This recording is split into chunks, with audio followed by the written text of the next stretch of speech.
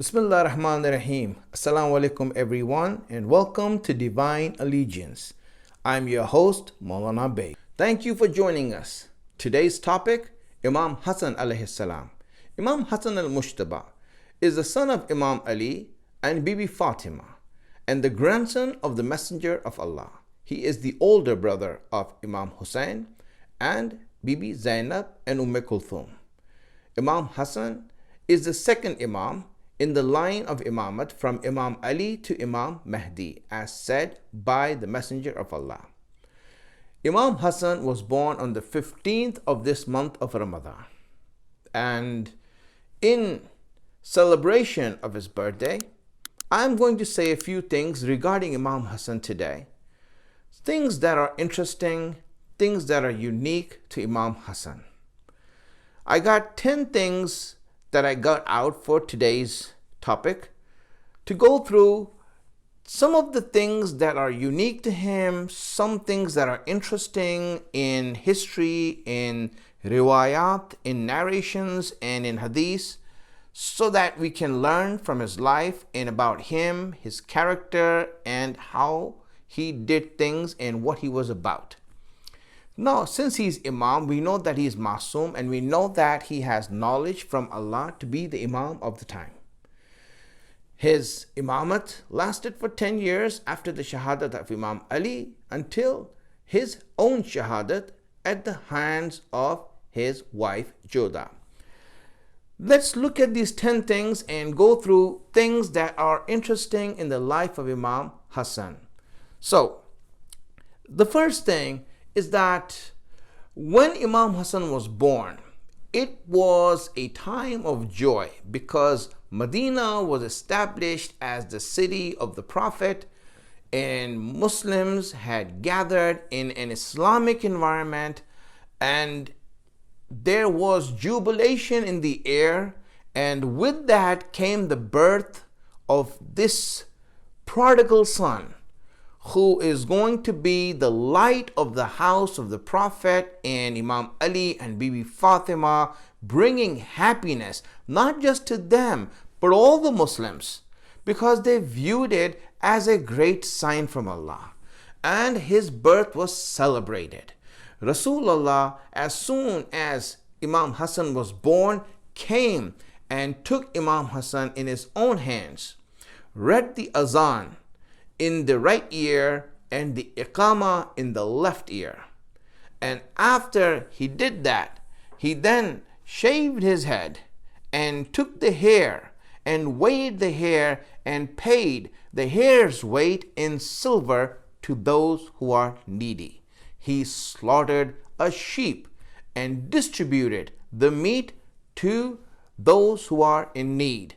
And as he did this, this was the first ceremony of Aqiqah, a celebration of a new child in the Islamic culture. And Rasulullah set forth this celebration of Aqiqah as we know it today and as we do it today, and all Muslims from that time onwards have done it. So the first Aqiqah was done on the birth of Imam Hasan. So the first fact or the first thing interesting regarding Imam Hasan is the fact that Aqiqah was established from his birth. And from that time onwards, all Muslims have been practicing Aqiqah whenever they have a child in their house. So this was in the birth of Imam Hasan. Second thing, the name of Imam Hasan, which is Hasan, was the first time that this name was used in Arab history. Never before was the name Hasan used amongst the Arabs. Why? It's not known. Maybe Allah safeguarded that name for Imam Hasan, so that as the Prophet was going to say that Hassan and Hussein are the Imams of this ummah, whether they are sitting or they are standing, or they are the leaders of the chiefs of paradise, all of these things would go back to the fact that the name Hassan was first time kept for Imam Hasan. And then Hussein comes from Hassan, which means little Hassan. And both these names used for the first time in the history of the Arabs. So now anyone who's named Hassan after this is going to find the roots and the source of that name in the body of Imam Hassan, in the personage of Imam Hassan.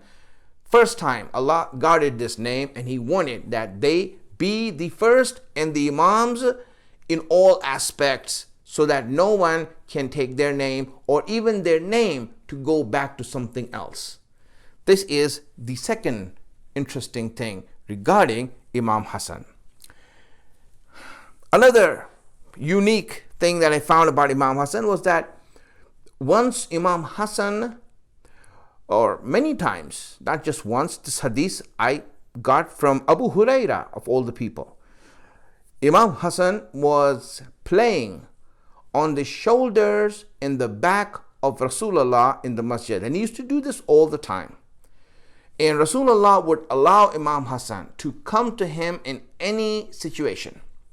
No matter where he was, Imam Hassan, without any announcement, without any sort of hesitation, was free to come to the Prophet, and no one was allowed to stop his entry to the Prophet. And the Prophet, as soon as he would see Imam Hassan, he would play with him, and he would let him play with the Prophet. And the Prophet one time was praying, and Imam Hassan got on his back. Now this is different than the story of Imam Hussein you hear. That also happened. But before that, Imam Hassan got on the back of the Prophet, and the Prophet would extend his sajda. And as he was extending the sajda, some of these people who were there would get a little bit annoyed. They were thinking that this is prayer, and little children bothering us in prayer. So Abu Huraira objected to this and said, Allah yadhabu min huna ila ummihima. Don't you think it's right that he should go to his mother from here? He should go from here to his mother. He told the Prophet that Ya Rasulullah, he's a kid, he's playing around. We're doing grown-up things here. So don't you think that he should go to his mother? And the Prophet said, La, no. He should not. If he wants to be here and play here, then he is allowed to play here as long as he wants. Until he finishes playing, I will not stop him. So this is Rasulullah's way. One, the importance of Imam Hassan, obviously as the Imam. And two, the emphasis on children and dealing with children also. Many people can learn from this, especially fathers, because fathers are encouraged to play with their children, to give them time to play and also get involved in playtime with them.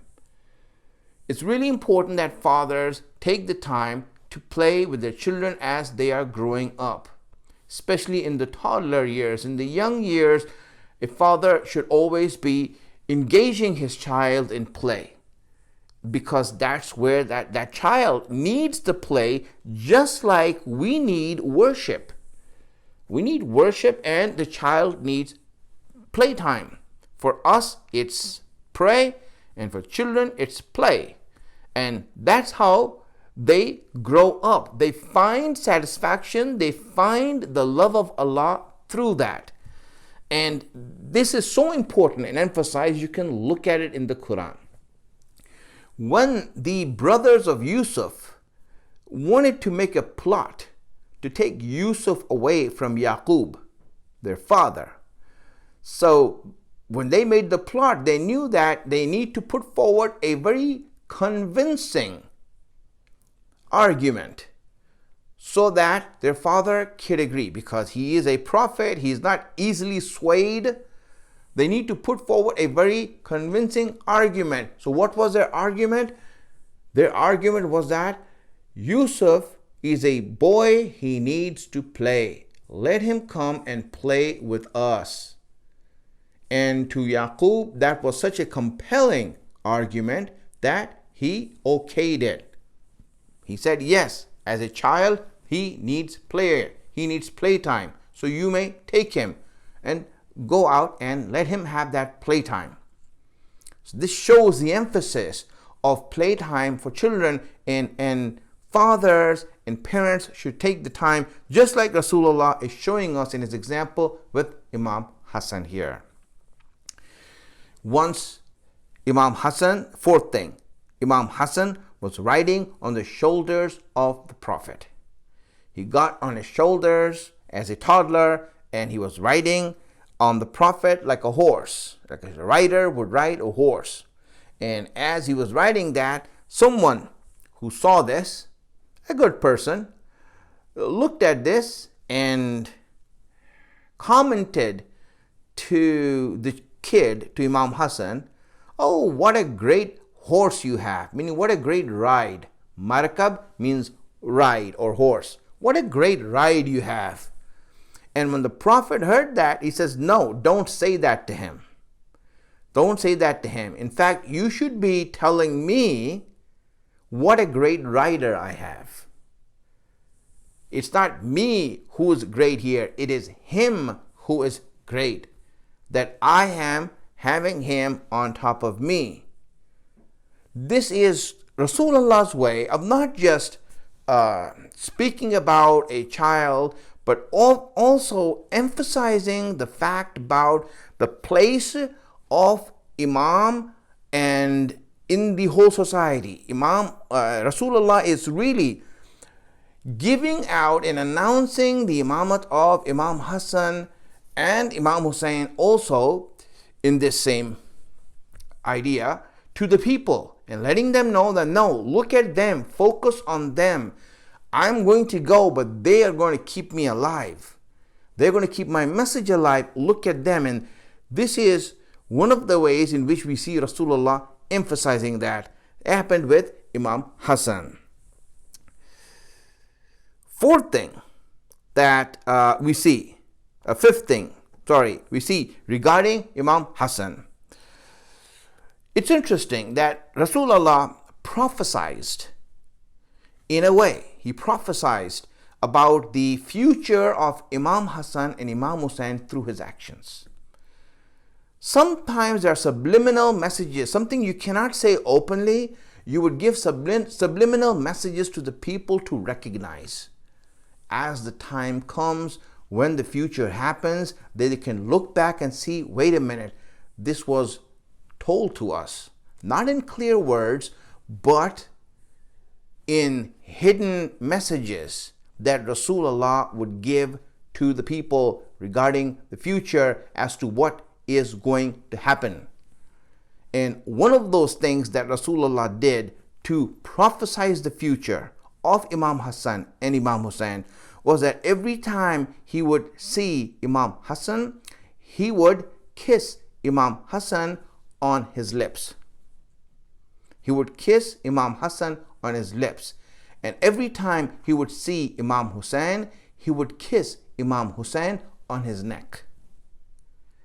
On his neck.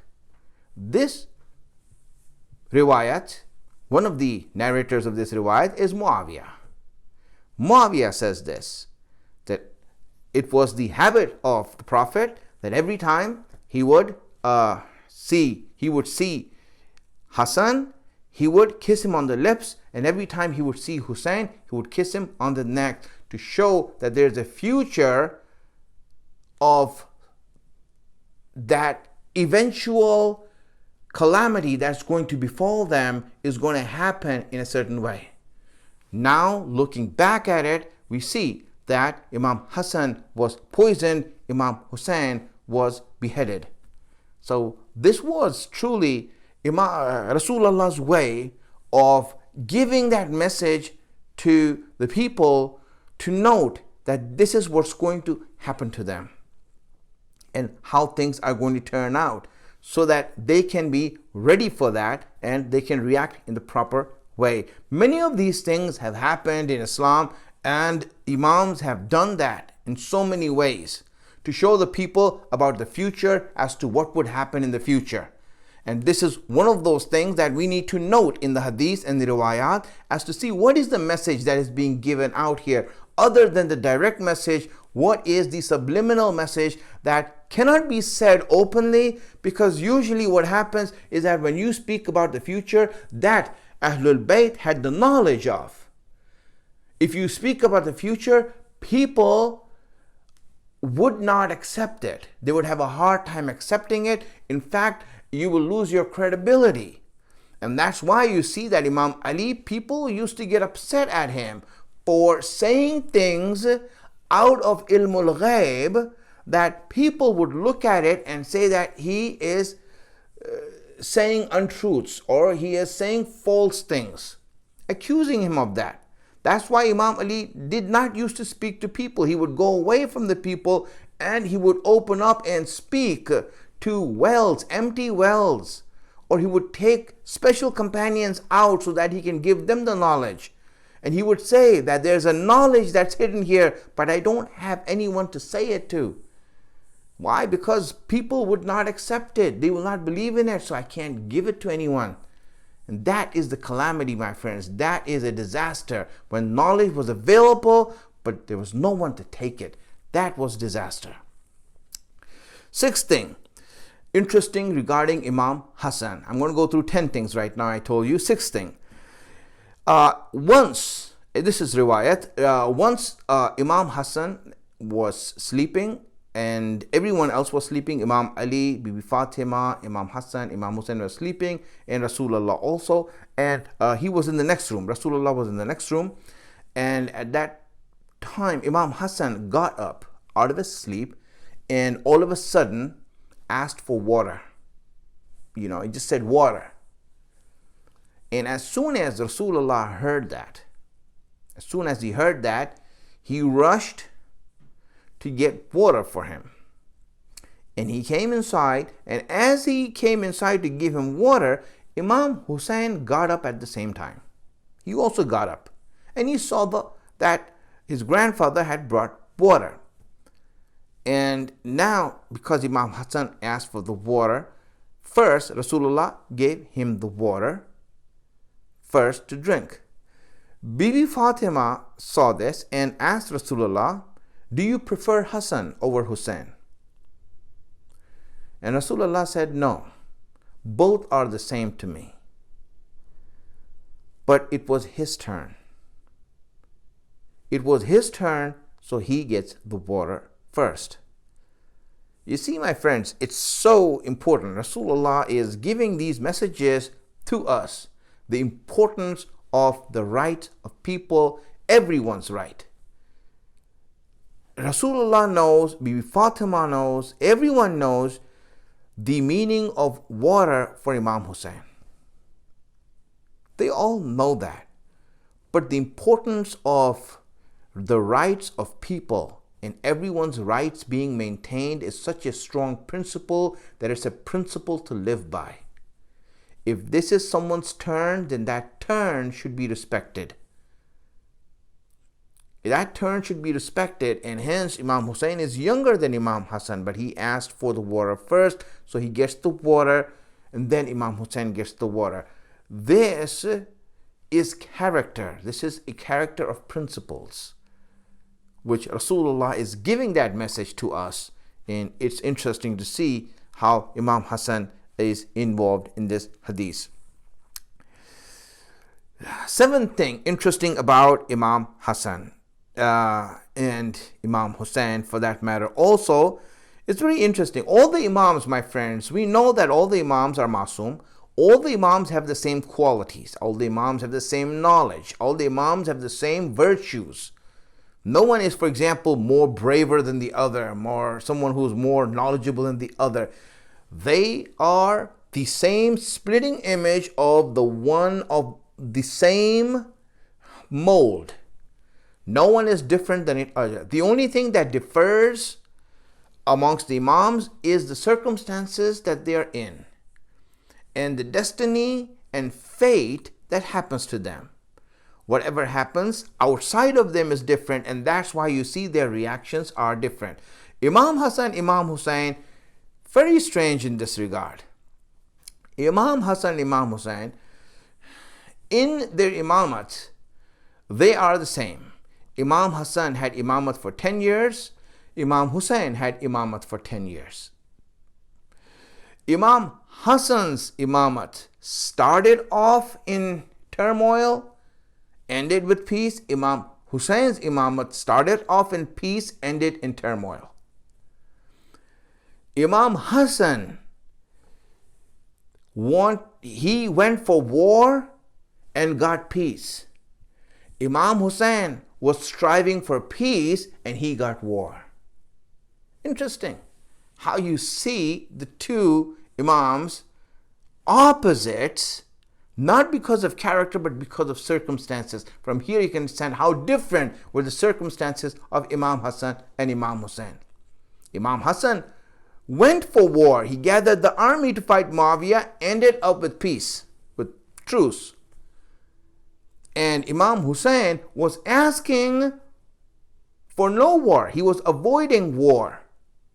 Until the last minute, he was giving the army offers. Let me go. Let there be peace. Let there not be bloodshed. Imam Hussein was giving offers of peace to the army, but he ended up in war and being killed. So different from each other in regards to circumstances, and that's why their lives and their destinies were so different. So this is something really to ponder over and to see. Interesting thing that we can note. Number 8. Eighth interesting fact about Imam Hasan. Imam Hasan made Hajj 25 times. 25 times he made Hajj. He lived for 47 years, 48 years. And in that time, he made Hajj for 25 years, meaning that more than half of his life, he went for Hajj every year. And that too, 25 years, he went to Hajj on foot, walking. Yes, my friends, he went walking to Hajj from Medina. Medina to Mecca is 300 miles. Medina to Mecca is 300 miles, and it's a tough walk there.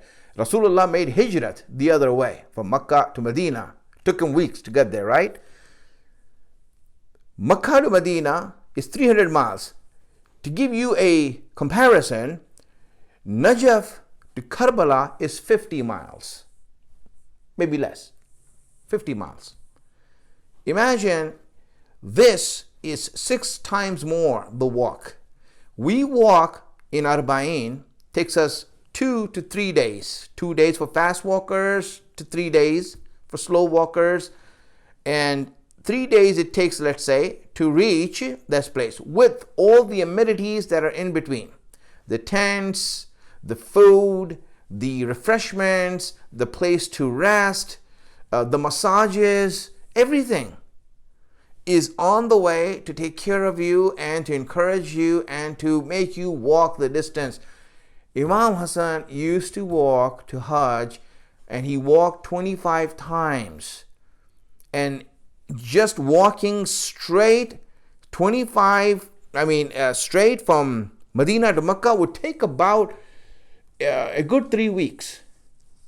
3 weeks of walking he would do in those elements that are out there to do this. This is the emphasis that he had, that he gave to all of us for Hajj. And it's not without wisdom that he did that. It's not like he had nothing else to do and he did it. No, my friends, whenever the Imams do something, there is deep wisdom. And there is a lot that goes into it.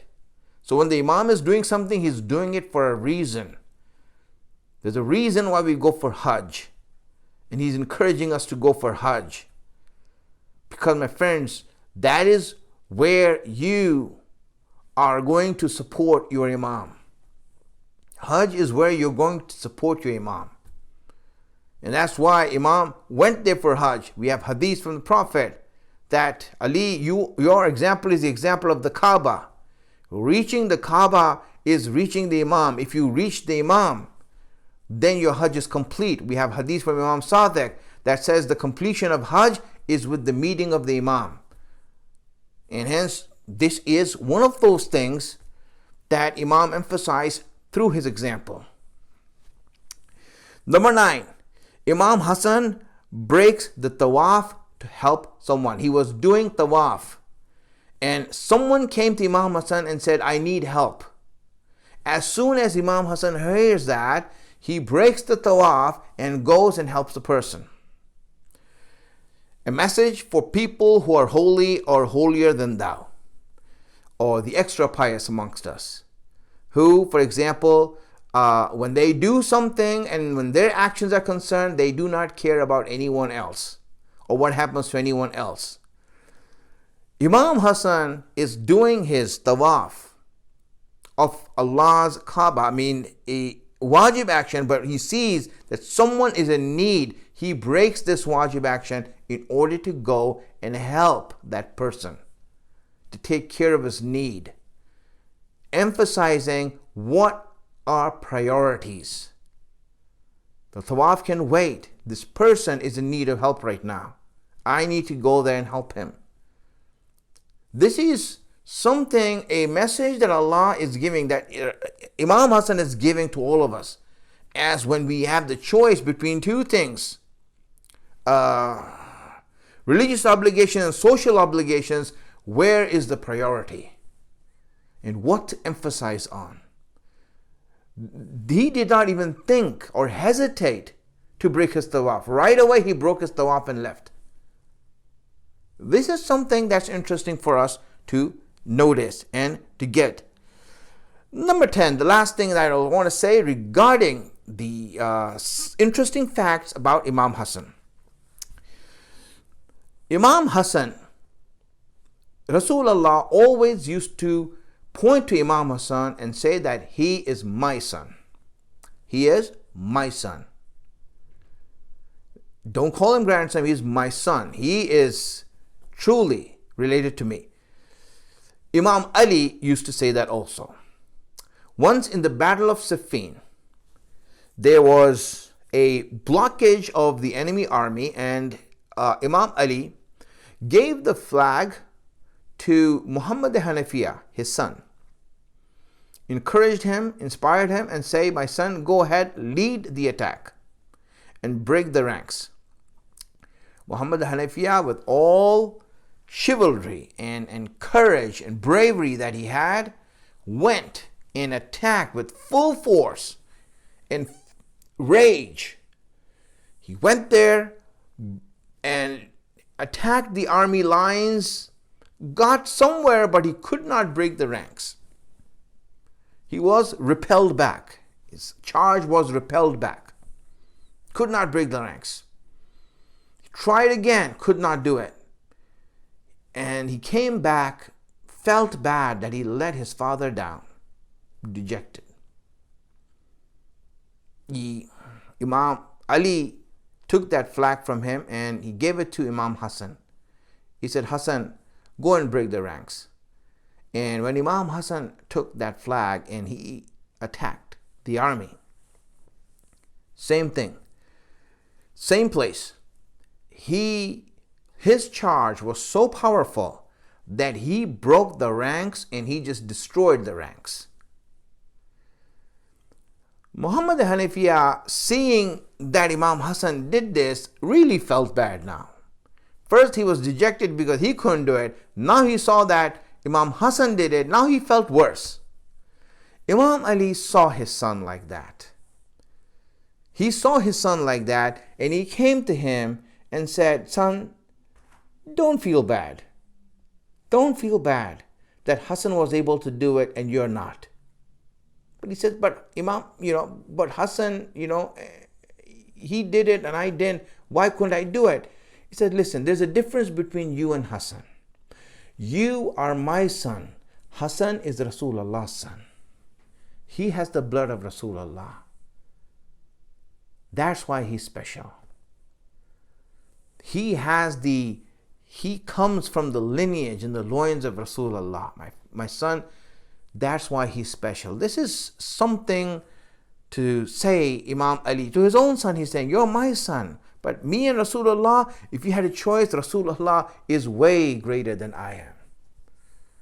Imam Ali is saying that. And Imam Hasan comes from that. So 10 things that we went through, interesting things regarding the life of Imam Hasan, so that we can celebrate his birthday, and a birthday in which the wishes and hajat are accepted by Allah in the happiness that is today felt by Rasulullah, by Bibi Fatima, by Imam Ali, and the Imam of our time. Thank you for listening. Thank you for watching Divine Allegiance. We hope you like the show. If you like the show, please go on and hit the like button below and subscribe to our channel and share with your family and friends to spread the message. I'm your host, Maulana Baig. Until next time, wassalamu alaikum wa rahmatullahi wa barakatuh.